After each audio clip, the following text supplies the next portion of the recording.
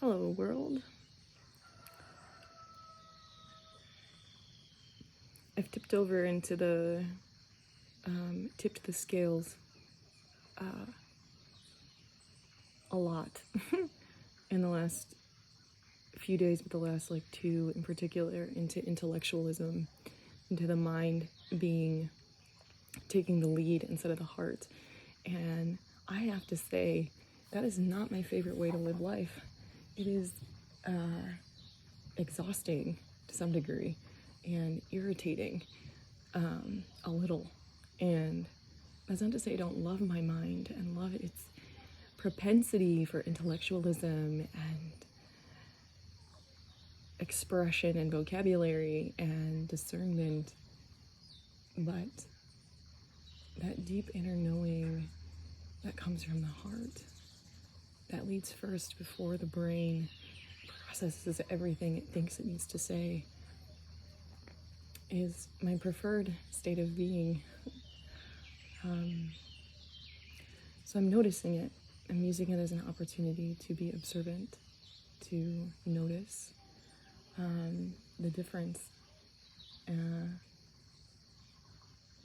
trying my best not to exude too much judgment on noticing that it's discongruent with how I would like to experience this human lifetime.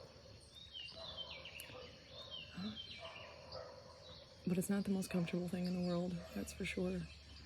It's filled with a lot of shouldas and couldas and wouldas and supposed to be's and supposed to's and supposed to X. Supposed to X. Supposed to something.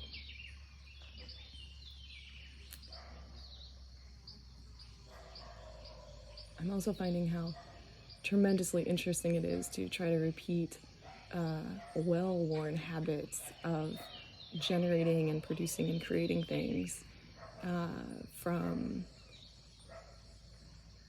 some sort of like run until you fall over type of habit. Stare at a computer for hours until your eyeballs cross and you can't anymore kind of stuff. When in fact, what I've been cultivating, one of the catalysts for my move to this beautiful country, is a place where you're not doing that.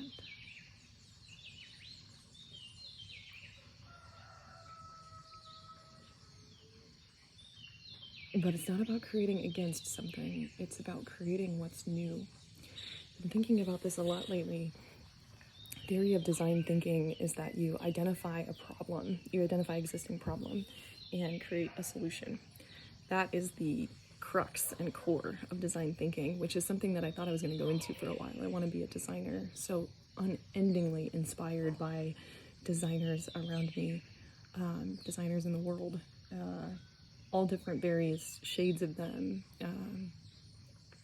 All of it is artistic, graphic design, industrial design, space design, designers. But it's interesting, right, that the core of it is find something you don't like and change it. And so much of our human existence is about that, right? Like, about amending what we don't like, about finding discomfort, about responding and reacting to things that are uncomfortable. Which brings me to the next thing I've been thinking about a lot lately. There's this opportunity to create what is, rather than change something we don't like.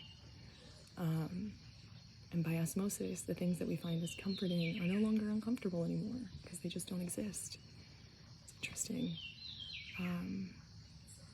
That's at its grandest scale. At its middle scale, you generate a quality of awareness that's focused on the things that you're creating with positive intention and love. And thusly, the things that are uncomfortable and irritating, pick your adjective, are not the focal point anymore. They're not they may still exist, but they don't generate that same physiological response in the body, mental response.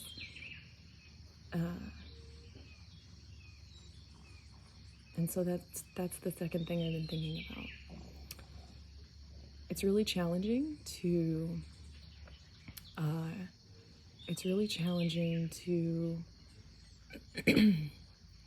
try to create from a place that's uncomfortable, or try to create from a place of I don't like who I am or what I'm doing right now, and I know that there's possibility for something different, but I can't see how to make that when I'm mired in the muck of don't like this thing, don't like who I am, don't like the behavior of the people around me, don't like something.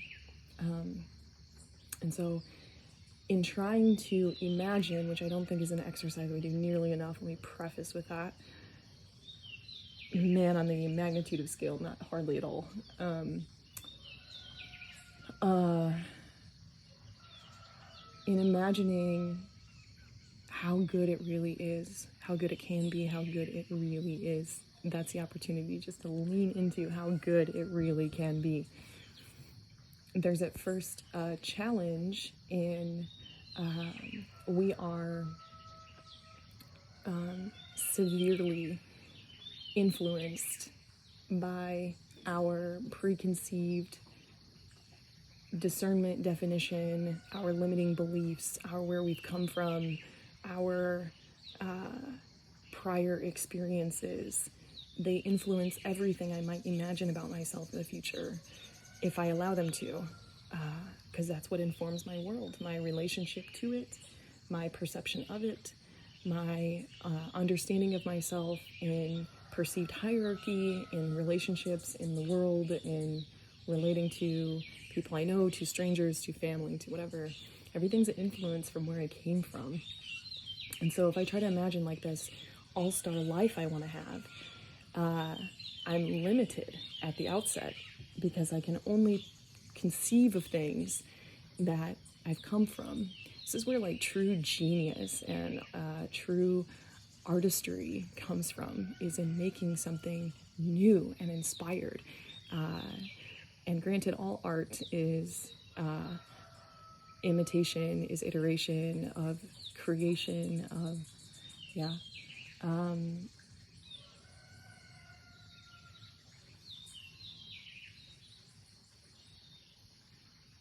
But it's influenced from where I came from. So here's the thing.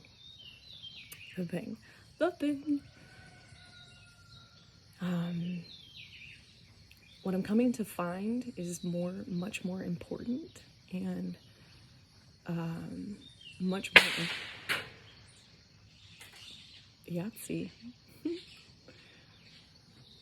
much more important to, I love like external validation points like that, if you take signs and meanings to be those things. Here we go.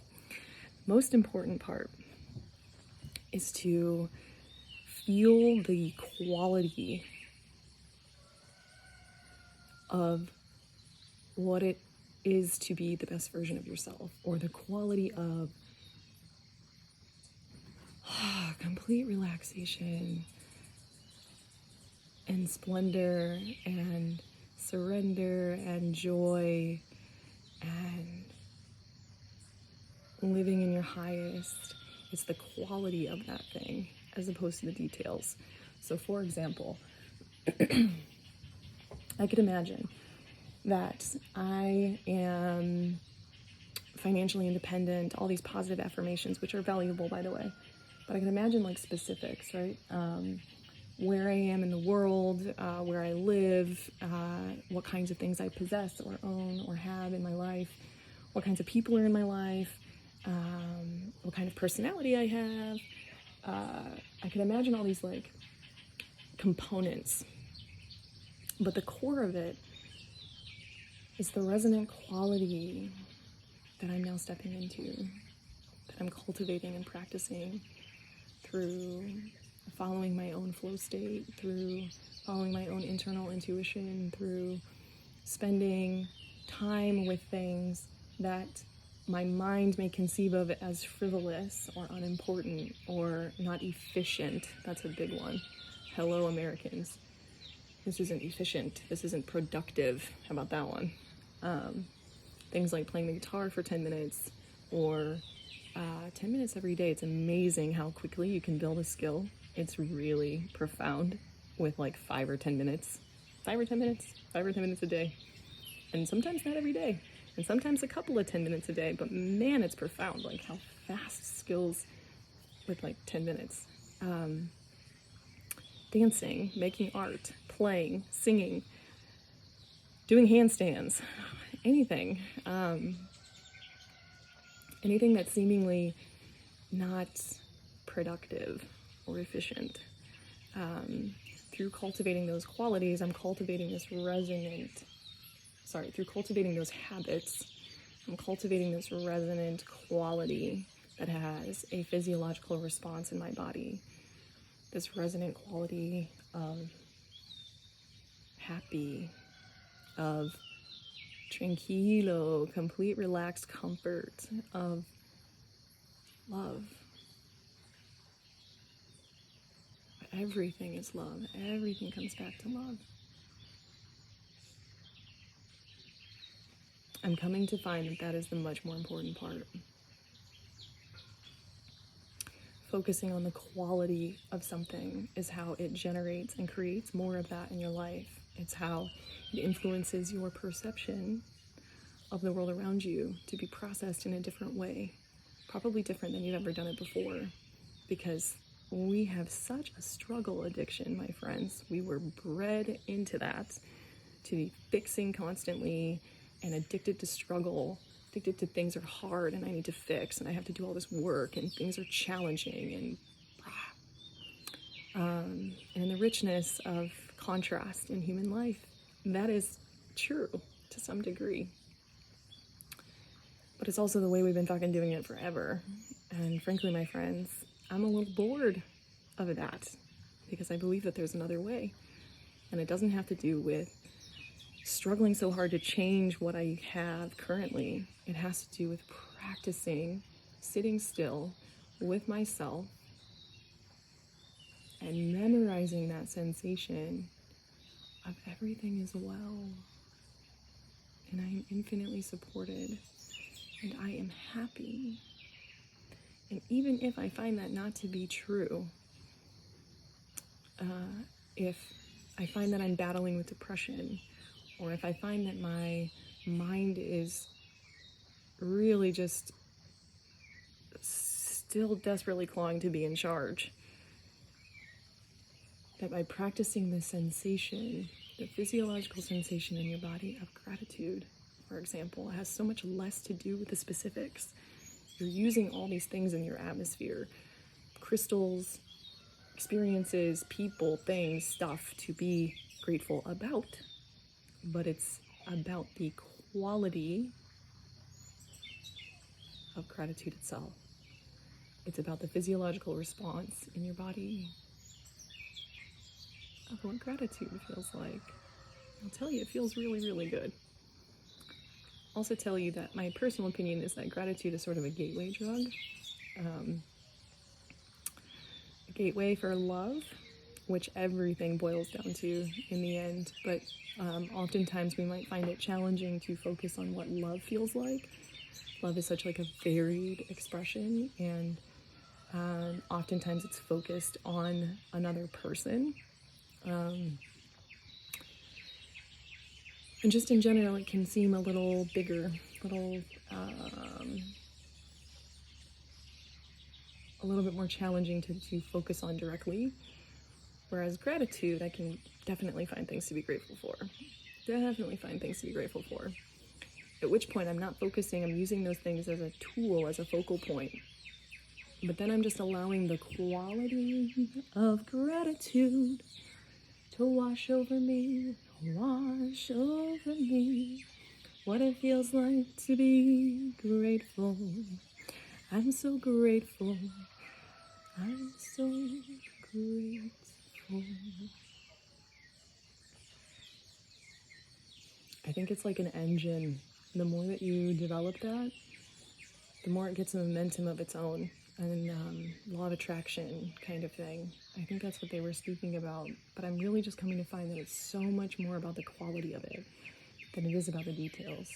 Because of our preconceived notions and our limiting beliefs, it's a little bit challenging to imagine this amazing future that we're all going to be stepping into. We are stepping into this place where there's more connectivity and more compassion and more thriving on an individual level that leads to local community resiliency and leads to thriving as a collective, and leads to a reconnection to nature, a reconnection to the environment around us, which is so beautiful.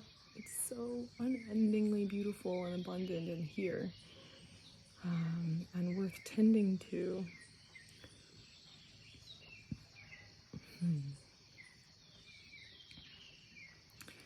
And it's singing in messages like this that pull me back into heart space, of which I am so thankful for. I am so unendingly grateful for contrast. Hallelujah.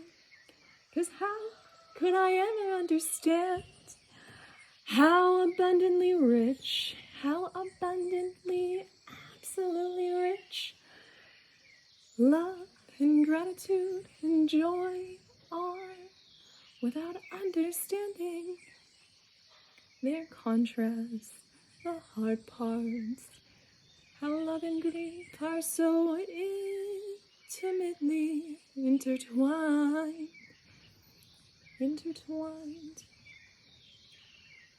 Because I understand one, I understand the other. And one is not bad, and I'm not running from one, and I'm not pining for the other. Dos lobos, two wolves, exist within every human. Every gift has its shadow side, and shadow does not mean bad. It's not about good and bad. It's not such a binary. It's not such a this or that only. That's not it, my friends. It's all this like varying shades. And if I can just be more comfortable that they both exist and have so much appreciation and love and compassion for both of them, including the shadow side, which is beautiful. It's so beautiful.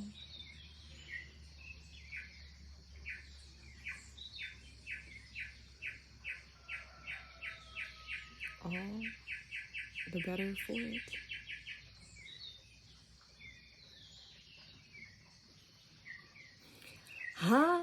Hallelujah, hallelujah, hallelujah, hallelujah.